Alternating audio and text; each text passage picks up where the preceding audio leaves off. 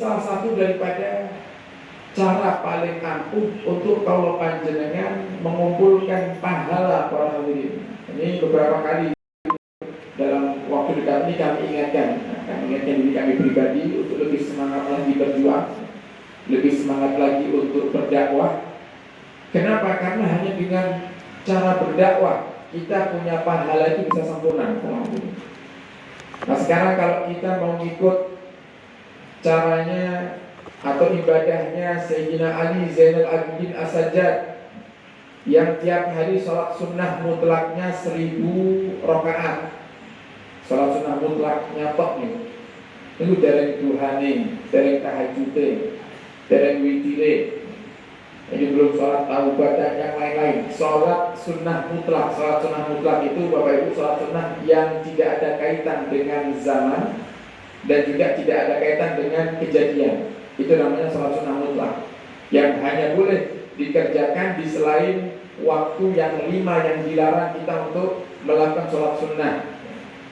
Seperti habis subuh, tidak boleh sholat sunnah mutlak. Habis asar, setelah mengerjakan sholat asar itu tidak boleh kita sholat sunnah mutlak.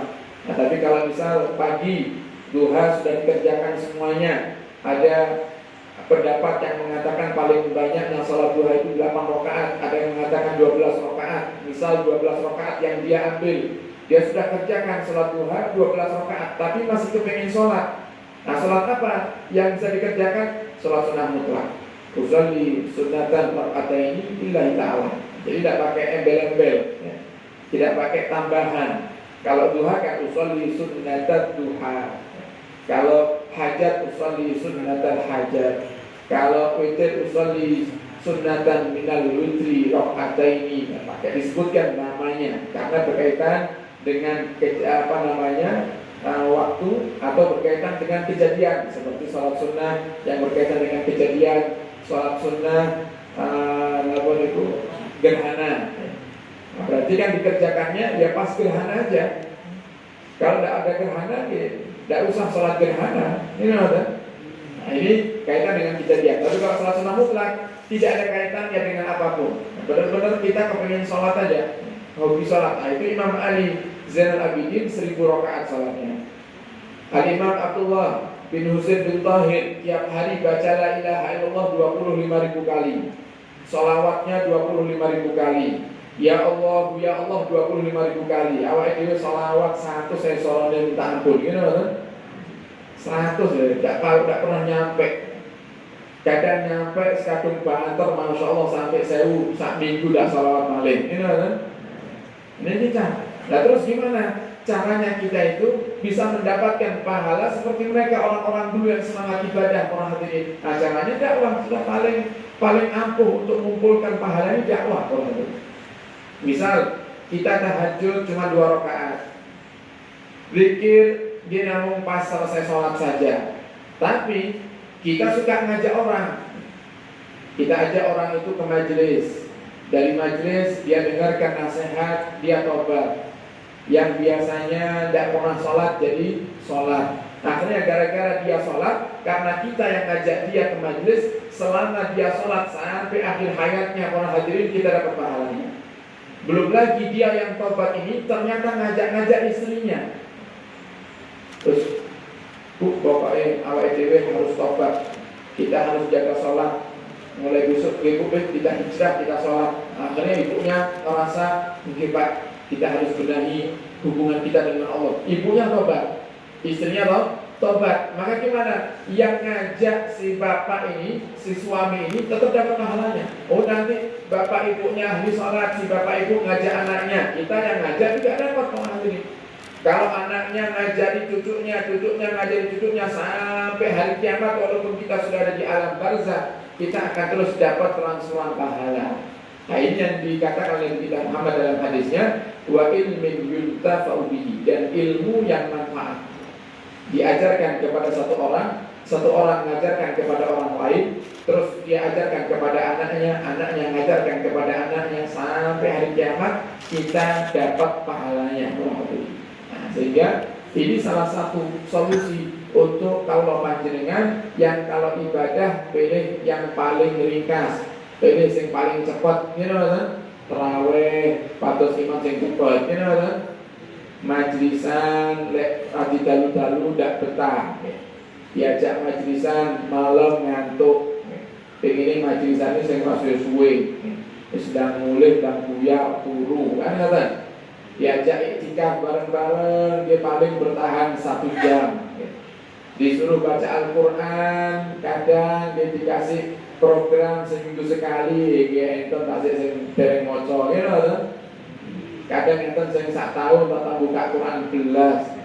Nah, terus gimana caranya? Bantu perjuangan dakwahnya Nabi untuk menambal kekurangan-kekurangan kalau panjenengan. Nah, kalau ada orang dengan panjenengan ajak ke majelis, panjenengan napa niku membantu majelis. Nah, ini teman-teman yang bantu di majelis ini yang menyiapkan terpal, menyiapkan sound system, menyiapkan napa niku konsumsi, kemudian membantu semua yang berkaitan dengan majelis ini, tim hadir dan lain-lain, tim multimedia sampai bisa didengarkan dari yang di luar sana, semuanya mendapatkan pahala. Seandainya kok yang dengarkan, saya hadir majelis kok buatan yang sing tobat belas misalnya, tidak ada yang dapat hidayah sama sekali, tetap dapat pahala. Karena di dalam konsep dakwah itu, di saat kita mengingatkan orang itu tobat atau tidak, orang itu mengikuti omongan kita atau tidak, itu bukan urusan kita, itu urusan Allah Subhanahu wa taala. Sehingga Nabi Allah Musa alaihi salam pernah bertanya kepada Allah, "Ya Allah, berapa pahala yang kau berikan kepada mereka orang-orang yang menyuarakan kebaikan, orang-orang yang selalu mengajak kepada kebaikan? Berapa pahala yang kau berikan ya Allah?" Kata Allah Subhanahu wa taala menjawab pertanyaan Nabi Allah Musa, satu kalimat yang mereka ucapkan, "Wahai Musa, aku berikan pahala kepada mereka 1 tahun pahala ibadah." Nah, kapan coba kita pernah ibadah 1 tahun pernah ini? Poso saulan ae sambatin satu dinten, sudah jam 4 sore sing disencing diloi nang jam berkursi suwe dan maghrib. 1 jam setengah, nanti 4:30 1 jam malih. Nanti kalau sudah 5:30 kalau ada azan-azan ngomel, oke, muadzin yang dituru bareng. Padahal ini cuma sebulan kita suruh puasa, tidak setahun. Cuma Ramadan aja, taraweh ya gitu. Nanti baca Al-Quran kita tidak istiqomah orang hadirin. Ini semuanya menunjukkan kalau kita punya pahala ini sedikit. Nah, kalau kita dengan pahala sedikit ini kemudian kita mati para hadirin, tidak cukup pahala sedikit ini para hadirin. Apalagi kalau ternyata dosa kita lebih banyak, dosa mata kita lebih banyak, dosa lisan kita lebih banyak.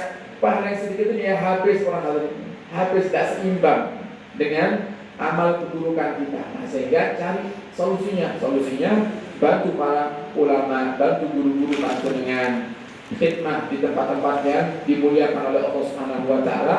Insyaallah Allah akan berikan kepada kita pahala yang berlimpah. Wa rubbama qala qailun mimman la ya'qil. Terkadang ada orang yang tidak berakal, kata yang ada, yang mengatakan al-kutub kasuratun wa fiha ghaniyatun wa kifayatun. Kitabnya para ulama ini sudah banyak. Ngapain kamu itu pakai ngarang-ngarang kitab segala? Misal kalau ada orang ngomong gitu, tidak kosong Surabaya gebosi, gebosi kancane, temannya mau mengarang kitab, karena dia seorang santri, dia punya ilmu, dia kepengen ngarang kitab. Nah, jadi temennya bilang, ya aku ada ngarang-ngarang kitab barang, terus kita ulama usakeng. Ini kan biasanya ada setan-setan berwujud manusia yang ngomongnya seperti itu, kan? Apa jawaban yang hadad? Ada orang mengatakan, buat apa ngarang kitab? Kitabnya ulama itu sudah banyak, dari zaman ke zaman, dari abad ke abad, banyak karangan kitab ulama. Fala faidata fi tasnifil kutubi fi hadzal zaman, sehingga tidak ada faedahnya, tidak ada manfaatnya. Lihat kamu itu ngarang kitab di zaman ini percuma, harus maca kitab sing enek mawon. Buat apa ngarang-ngarang segala? Nah, maka kata Ibnu Haddad, fahadzal qail, orang yang mengatakan semacam ini, in asaba fi qawlihi, jika memang yang dia katakan benar, yaitu kitabnya para ulama itu banyak dan sudah cukup, faqad akhta'a fi qawlihi, tapi dia itu salah di saat dia mengatakan la fa'idata fi tasnifil kutubi fi hadzal zaman. Dia salah ketika dia mengatakan tidak ada manfaat ngarang kitab di zaman ini, karena sudah banyak kitab ulama-ulama zaman dulu. Kenapa dikatakan salah oleh muhaddats? Karena li'annal qulub wa li'anna lil qulubi mailan bi hukmil jibillati ila kulli jadidin. Karena hatinya manusia itu, para hadirin, memiliki kebiasaan condong kepada sesuatu yang baru. Itu pasti, setuju manusia. Coba panjenengan lek gadah motor anyar, pripun kaya? Woi, saya pencinta dilapi, you know, kan? Woi, dilap. Nanti pakai sekali, lap lagi, okay. Pakai lagi sekali, lap lagi. Atau paling lek kena udan, woi langsung dicuci seanya. Tapi lek umur 1 tahun motor masih warna putih jadi coklat, tidak urusan, you know, kan? HP juga gitu kan. Kita kalau punya HP baru gimana coba? Wah, Masya Allah, 5 menit sekali selfie. Ini lah, hanya kameranya semua dibukai. Penasaran sama semua program di dalam HP-nya. Tapi coba kalau sudah HP-nya umurnya sudah 3 bulan, 5 bulan, lu kurit BPN gitu kan? Tak mikir kenapa? Wataknya manusia. Wataknya manusia itu selalu condong kepada suatu hal yang baru. Punya mobil baru, wah Masya Allah, langsung mikir gimana caranya beli aksesoris mobil.